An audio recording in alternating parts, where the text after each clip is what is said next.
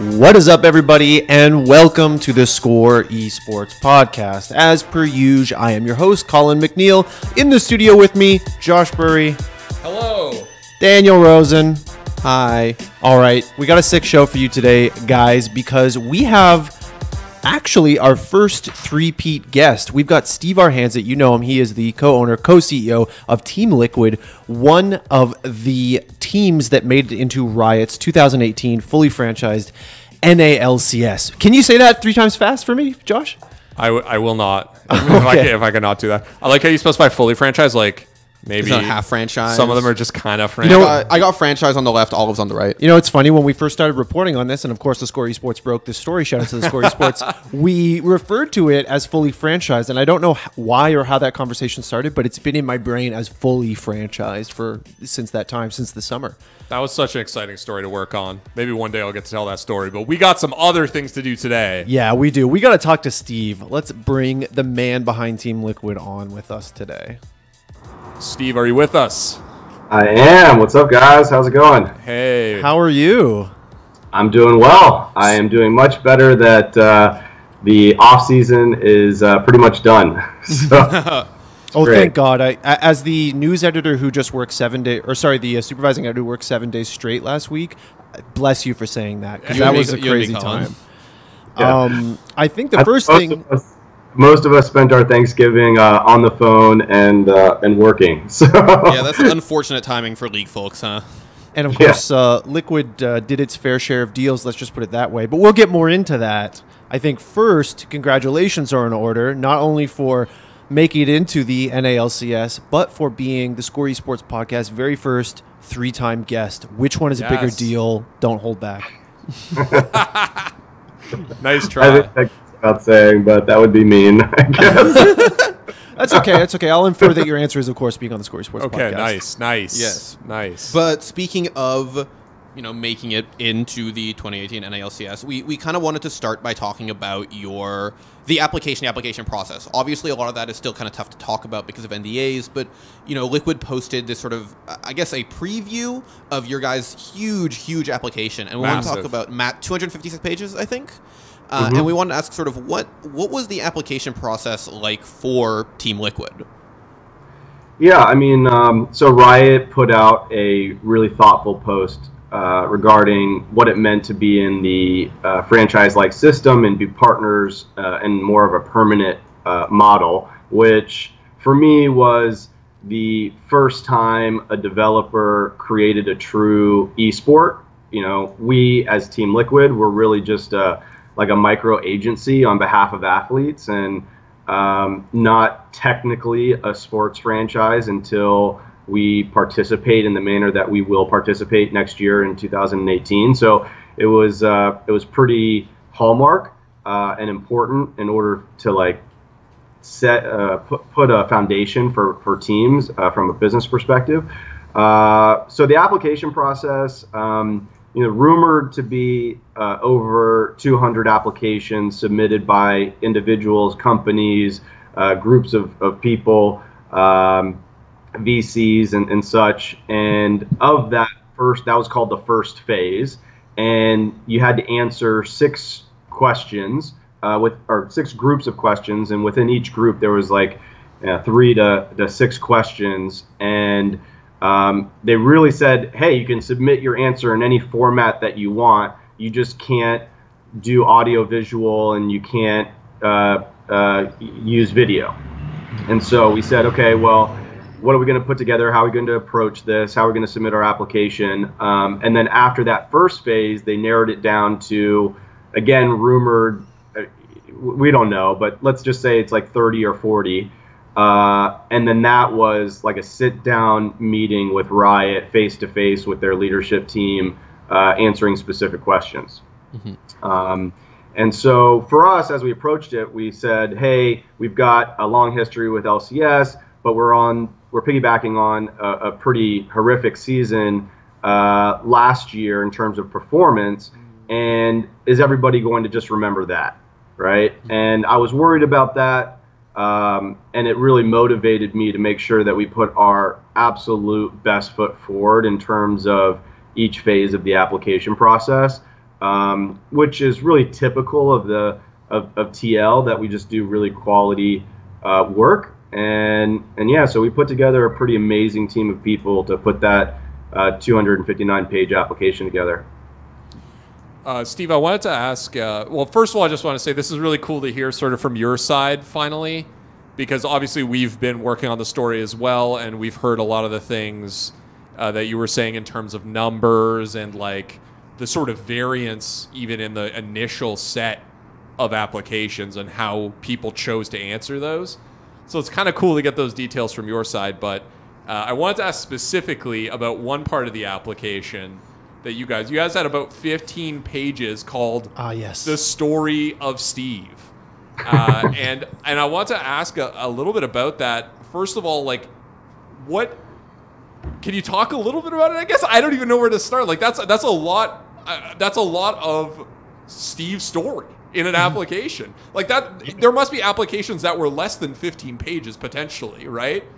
So, yeah, I mean, Riot posted, I think, in their, I believe, second or third post that the variance of the number of pages in application, and I believe one team must have submitted 15 pages if I recall correctly. And I had a few teams that came to me and said, "Hey, are you double spacing your application?" And I was like, "Whoa." It's like high school over again. So, you know, the section about Steve, they had asked some questions about, you know, who's going to be kind of the face of the brand for League. And I've had such a great history with League of Legends. You know, that's where I really started, and I was a player. So, you know, I kind of talked about my history playing video games. And ever since I was a kid, I actually went to Blockbuster and ended up competing at these events where you had to win the high score, and then you went to MLG regionals and states and to compete. And so I went to a bunch of those when I was young, and you know, I just grew up around computers, and then I ended up being pretty good at StarCraft, and then moved into League of Legends and competed in the seasons before LCS when it was IEM. And so there's just a lot of history to explain, and it's, I think, important to convey that my heart is in this, not just my motivation to run a profitable business or an enterprise that's worth a considerable amount. You know, I do this because I love it, and that's evident because of the history of where this has all come from, when that wasn't the opportunity that was clearly on the table at those times. I want to go back a few minutes. You hit on something that I wanted to ask you anyway, which was regarding Liquid's performance in the last two splits, the final splits before franchising came about. In your application, did you downplay that in any way, or did you try and circumvent that? What was your strategy going about mitigating the performance? You know, across the board, it's important to be self-aware, transparent about what issues or problems you have as an organization. And each organization has its different issues, right? Like, let's say for FlyQuest, for example, you know, if I had to guess, I would say one of theirs was branding, right? And content for their community and fans, and building fandom. You recognize something like that, and for us it was the performance that we had last season, and you come up with a solution for that, a plan, a business plan, a strategy, and then you explain that strategy, and it's either sound or not. And you know, for our plan, you're seeing some of that realized real time with the confirmations that we've put in place. One of those being, was it yesterday or the day before, when we announced Doublelift on a 3-year agreement.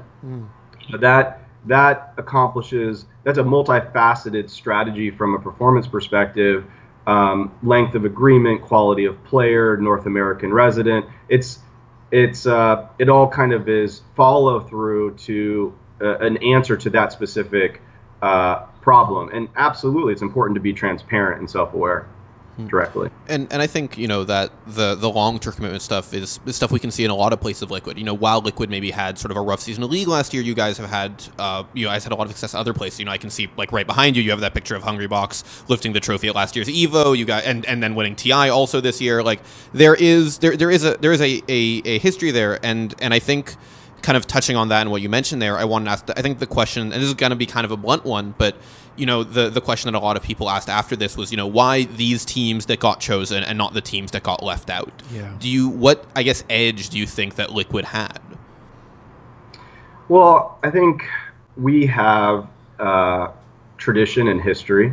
We've been around for 15 years and proven that across that time we've run a high quality organization with integrity and professionalism, and we also produce a ton of content around our team and players. We lift them up, we make them visible.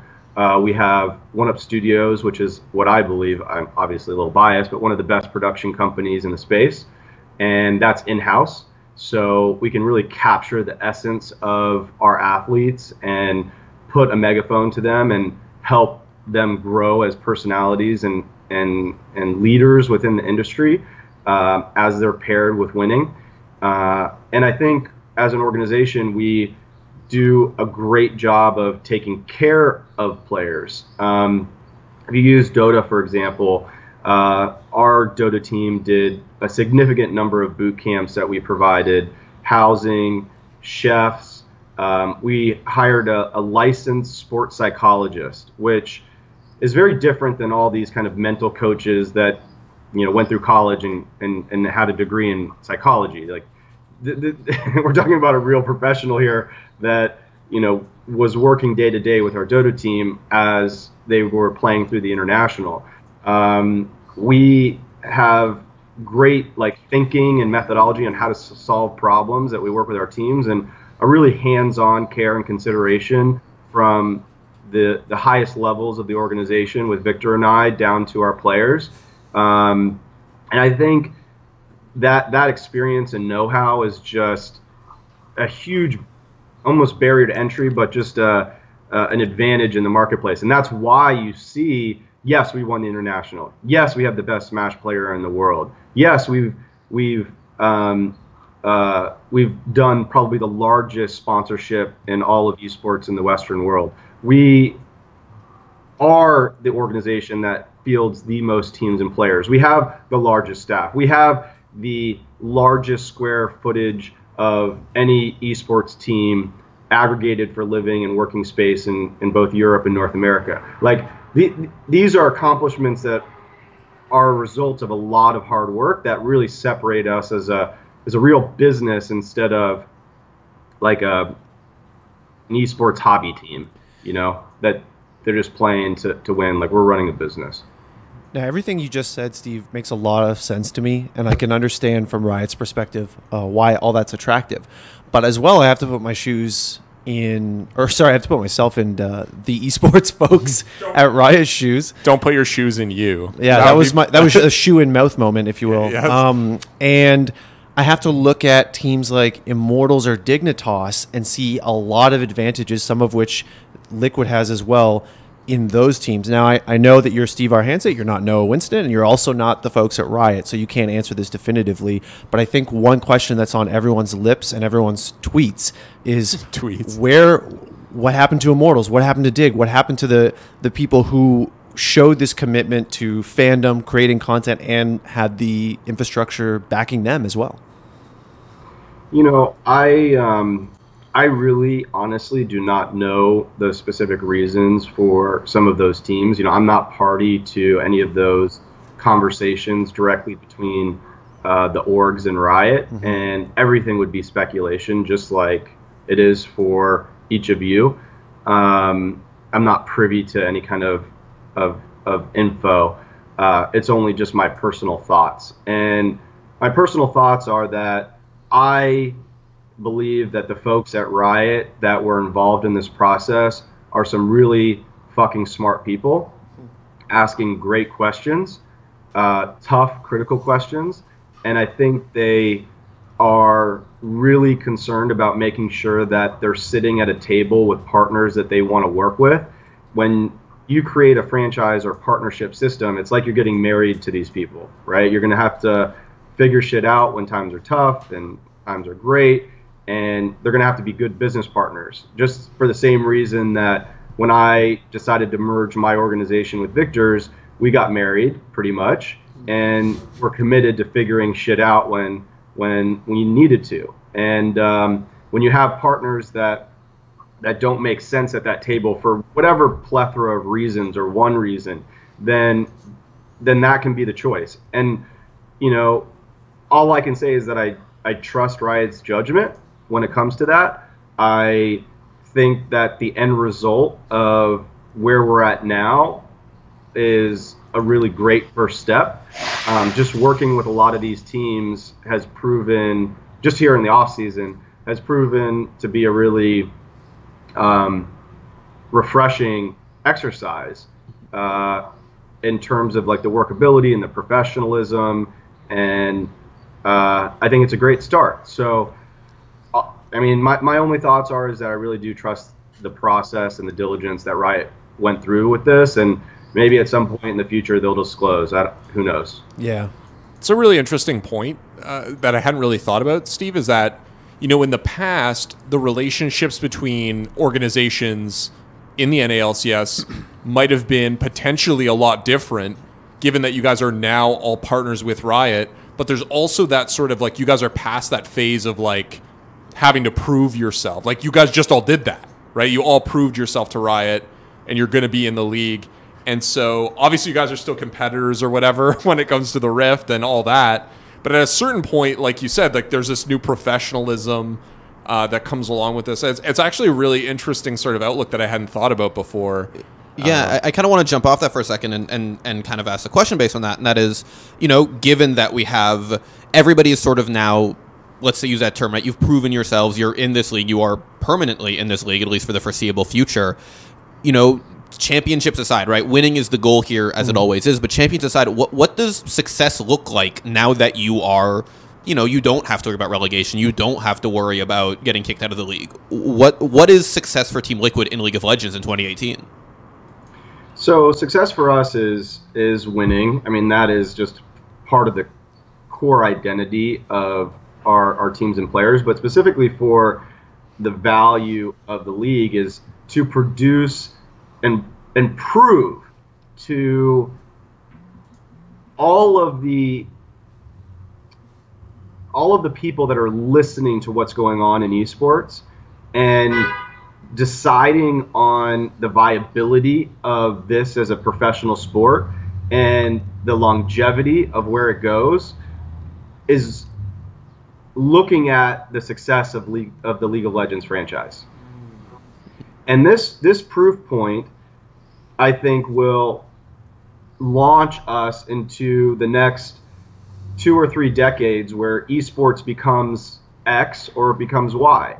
And that confidence of this particular case study is significantly important to the trajectory associated with that confidence level. And that confidence level then spurs investment and an infrastructure that continues this journey where organizations and players become more paralleled with other professional sports.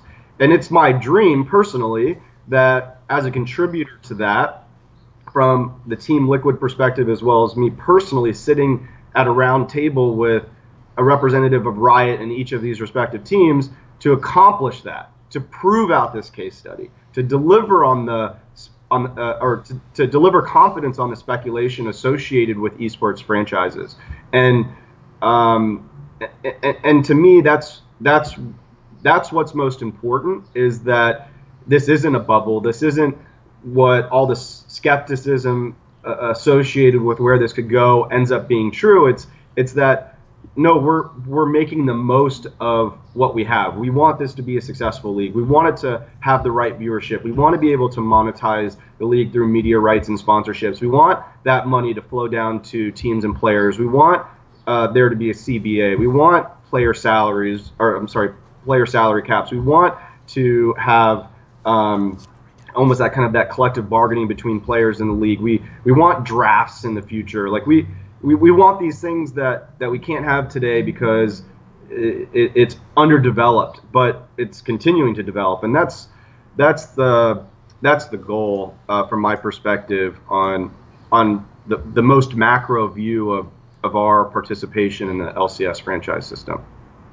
Hey, Steve, I heard you mention salary caps during that list. Is that like something that you'd like to see implemented at like the team level in the future? Obviously, that's not currently part of the NA LCS, but is that something that you do want to see for the future? Yeah, I think salary caps will eventually get there. It's, I think, less specifically about like the introduction of a salary cap, and it's more about the collective voice of the players being professionalized. To me, is extremely important. Right now, many of the players are almost self-serving in their own interests, which is fine and great, but in order to move the needle on improving all of the things that need to be improved on the player side across all teams, not just the standards set by Team Liquid, you need that CBA. You need a group of players with a voice and a representative, and it needs to be funded by the players to move those things along. It's just the next evolution. It's kind of required, from my perspective anyway, to move the industry forward to the next stage. Do you think that's something that the teams can assist with? Because I think traditionally sports unions have been things that have been started by the players, right? It was very interesting to see Riot essentially make the move and create the Player Association and fund the initial stages of it. They've said that they're open to CBAs. You say, you mentioned that list earlier, that it's something you would like to see, and salary caps are part of that professionalization. Is Team Liquid doing anything to kind of further that player independence, player professionalism, just as a player's standpoint, not on stage kind of thing, or is it something that as a team you don't necessarily want to stick your hands too deep into? I mean, there's only so much that we can do.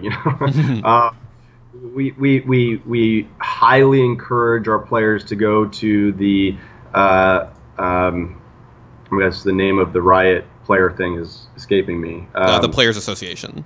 Player Association, yeah. We encourage our players to go and participate, to be active members and good citizens of that. I believe at the last Players Association, we had the highest membership across any other team participating. So that's great, but aside from that, there's not much else that we can do, to force these players. They have to want these things. There needs to be probably a few of the more outspoken players with some charisma and leadership qualities to kind of stand up and be willing to put skin in the game and kind of lead participation, and they've got to want to show up and be there. That's the first thing. Before even it's self-funded, they've got to make the meetings and see the end result. I think a few minutes ago when you were talking about the end goal, the macro success goal of carrying this esports thing forward into the coming decades, that was really cool to hear. I think you're right that there is a lot of spotlight on the LCS. I think there's spotlight on another thing though as well, which is the Overwatch League. And I just wanted to get your thoughts on that, and if Liquid considered entering it, and a two-pronged question, I guess, whether the potential failure or success of one could affect the other adversely, and also the overall esports ecosystem.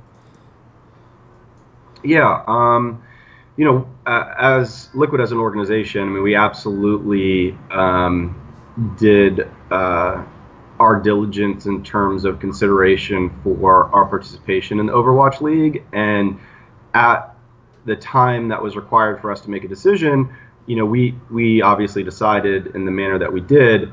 That decision is not a reflection on what the probability associated with the success of the Overwatch League would be. It's our business decision that we made. In terms of the effect that the Overwatch League success has on the greater ecosystem, I think first we have to define what success metrics mean. You could say that one of them is, high viewership, high engagement. What does high mean? Does it have to be, larger than League of Legends? What is the expectation in terms of viewership? What about infrastructure, events, branding, the monetization of that through sponsorships and media rights? And so there's a lot of different ways to measure success for Overwatch, and I think it will absolutely have an effect.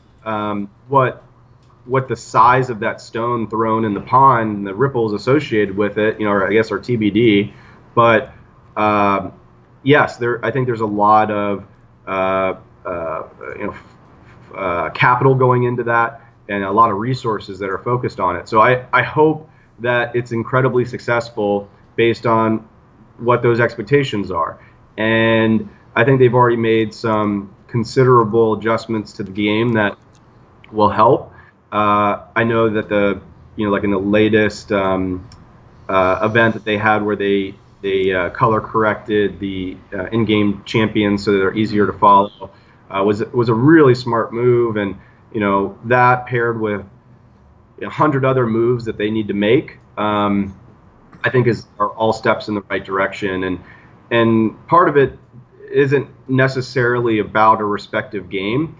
It can be about the infrastructure. So, for example, what Riot Games has done with the LCS and introduced here in 2018 can serve as a catalyst or a prescription, a methodology that is utilized by other developers in the future. And so we may have our next League of Legends brewing at some development house that's going to be launching in 2019, and using all of the prescription that's already been laid out can help kind of launch us into that type of structure, assuming that this prescription makes sense and it works, and then it just becomes replicated. So there's a lot of layering on top of success over time with different titles that leads to kind of an overall growth in the ecosystem for different game genres. I know that we're kind of running on time. Colin and Josh have I think one or two more questions they got to ask, but I have to squeeze this one in because it is the not super, let's say it's not the sexiest question in the world, but something that kind of came out recently is that Riot has given some of the folks who have kind of ownership of both aXiomatic and the Golden State Warriors time to divest. Do you have any kind of sense of the timeline of how that is happening, given that there is 12 months to do it? Is that happening soon? Is it happening later? What's going on there? Yeah, I mean, we've been provided the ownership policy, and we're kind of in full compliance with everything. And that is that's an outstanding item that Golden State will have to rectify, and I really have not been putting too much thought into it because it's not a concern for us. Mm-hmm, mm-hmm. I guess I wanted to ask Steve. Josh is getting it in. I have to ask this. Okay, this is the last one. Okay. I watched your video. Watch your NA LCS announcement video. So which one? Funny one? The funny one. Well, there's another one? Well, there's the professional. There's the very serious one. Yeah, there's the one that we actually showed in. So when we went through our second phase of the application, we sat down with the leadership team at Riot, and we started the meeting off with our video, and so that's the other kind of serious one. Okay. Yeah, I didn't watch that one, but I'm sure it was good. It's pretty good. It's my favorite one out of all of them. I might, but I have to ask you at this point, what the fuck is a manga? And have you discovered what it is? Can you explain it to me if you haven't? if you have figured it out. You're really putting me on the spot. You know, I all I know is that it is not what we created right afterwards, which was pretty much like an anime. But it was still kind of a joke on it. And in all seriousness, like when we were filming and we had the lines and I was kind of just like going with it. That wasn't me acting. I really didn't know. And then I just responded that way. And they said, okay, let's keep that in and let's do 20 mistakes of it. So I mean, I am a little bit. I didn't know. Sorry to interrupt, but I am a little bit curious because that video does lean into a lot of sort of like memes about you, about Liquid with the money guns. It is a great video, but I'm wondering kind of what is the impetus there of, is that part of, I guess, the strategy, right? Is that part of listening is leaning into those memes as like the branding for Liquid? Yeah. I mean, here's the thing is that we, you know, imagine you're at a dinner party, right? You're with some good friends and you're hanging out and, you know, they know you pretty well and somebody kind of cracks a joke at something that you've done last week. You know, you don't get defensive about it. You don't you don't shoot back. You accept it. You laugh. You make another joke. You maybe poke fun. You know, it's lighthearted. It's conversational. It's kind of who I am. It's who Victor is. It's kind of part of who we are as Team Liquid. We're okay with making fun of ourselves. And I think that realism and it, you know, it's in line with how people converse with each other, and I think it's important to creating community. So there's a time to be serious, there's a time to be funny, there's time to be conversational, there's many times to do all these sorts of things, and you know, that's who we are as people, and that's who we are as an organization as well. Maybe instead of shooting back or like getting confrontational, you could just buy some more players' contracts, make yourself feel better that way, you know. I'm just kidding. Yeah, that was kind of savage, man. I mean, hey, they're making the moves this offseason. Like, you can't even argue with that. True with you can't even They argue. They are. So. And we will have to pick Steve's brain about that another time because we've gone go. over our limit a little bit with that manga question. We had to do it. It was an important question. It's serious journalism. I know. I agree. Come on. I totally agree. Steve, with that, I just want to say thank you so much for taking the time to join us. We know how busy you are, especially right now. Things are just a little crazy. And give you the opportunity before we call it a day to say any final words or to bring up any topics that you wanted to bring forward that we didn't get a chance to talk about. No, I appreciate you guys having me on the show. It's great to keep coming back. You guys do a great job. You know, just appreciate all of the fans that have stuck through with us in League of Legends through the last season. Really appreciate that, and all the new fans that are coming over from many of the other teams. Welcome. Look forward to tons of content this season. So thanks for having me on the show. Appreciate it, guys. Thanks a lot, Steve. It was our pleasure. Take care, Steve. All right. Bye. All right. Okay. So that was momentous. I got the question in. That was all you want. Yeah, you came in here. You came in here and you're like, we're talking about manga today. Yeah, I mean, it was so good. Noted manga fan Josh Burry. This is now on the record on the internet. You cannot deny your love of anime and manga. I'm not a manga fan. I just thought that anime, moment was anime and manga. That was the best moment in the video. There were great moments, like the Supreme Money Guns were great, but when he literally. And I'm glad that he said that it was a real reaction. Yeah. Because, like, you watch that video and you're like, that's actually Steve Arhancet being like, what the fuck is a manga? Yeah. Am I a pleb for saying manga? Everybody just says manga. I'm just saying that. Yeah. I'm just being, like, ostentatious about it to troll Josh. Fair enough. I do have an important question for Josh, though. What is your favorite chapter of Naruto? Wait. Who's Naruto? Is that Boruto's Yeah, sorry. dad? What's your favorite chapter of Boruto's dad? The prequel to Boruto. I don't know. I'm not. I don't read manga really, so not that there's anything wrong with reading manga. If you like manga, that's great. I like you mangoes. Do you. So guys, Ice Frog likes mangoes too. Ice Frog loves mangoes. Off the topic of mangoes, manga, and Ice Frog, and anything else that doesn't have anything to do with League of Legends, we could go all the way around the esports world. We definitely could. Yep. But we won't today. we're going to have to say goodbye to all our friends out there in YouTube and iTunes land. And I want to say thank you so much to Steve Arhancet for making time with for us once again. Like I said at the beginning, he's our first guest who's been on 3 times, which is super exciting. The guy's the co-owner, CEO, and founder of one of the biggest esports organizations in the world. So feels good. Yeah, no, that was great. And I don't know if we have anybody else who will three-peat in the near future. So Steve might have sort of a... Let me just put it this way. I'm working on it, and the record's going to be broken pretty soon. Okay. Oh, wow. Whoa. I got one of my CSGO boys. I got them on my. the line. We're going to be talking about shooting guns. That's another show, though. Shooting guns. That's Are they going to be able to talk about manga, though? No. There's no Yeah, manga you know what? in CSGO. Reply if you are watching the show.